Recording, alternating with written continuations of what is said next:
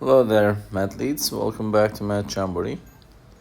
We have another digital SAT math type of a question from the topic of percents. Let's solve this question together.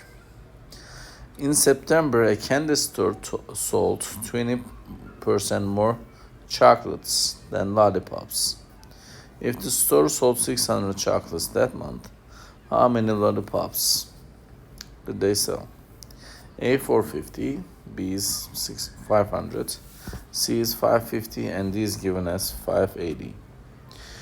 To solve this question, we will need to set up the equation.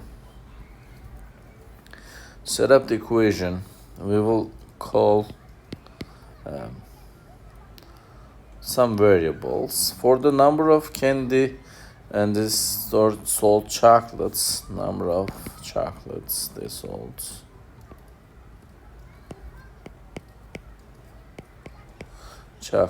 Number of chocolates sold. Let's use letter C for it. And the number of lollipops sold, let's call it letter L. So to set up equations,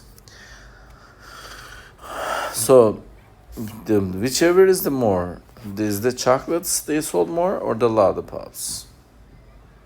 Is the chocolates, right? Because they're saying that 20% more chocolates than the lollipops. And the chocolates is L plus 20% of something. 20 over 100. If you will simplify this, 2 over 10, which makes 0.2.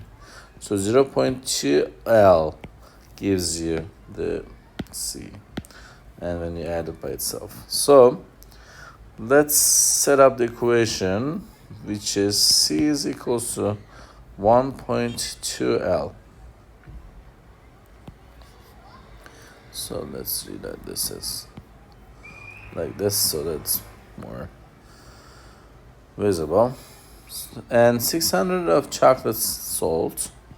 So the C is given as 600, 1.2 L. And to get the L by itself, we will divide both sides by 1.2. And you're allowed to use your calculator in the SAT exam, you know that. And the software, you will be able to just use it. If you will divide 600 by 1.2, that's going to give you 500. So this is 500 lollipops sold. So the correct choice for this question is choice B. I'd like to talk about the importance of the playlist section that we have in our channel as well before we closing this video, because I still receive questions about it. If you would like to practice, if you want to get best out of our YouTube channel, I strongly suggest you to go on the playlist section and look for the topic. For instance, for this specific one, look for the percents playlist section in our YouTube channel, and you will see a lot of SAT similar questions that you can solve it on your own, and you can just pause the video and solve it, give it a try to solve it, and you can check for answers afterwards. So that's being said, that's all about it. Playlists are important for you to excel in mathematics.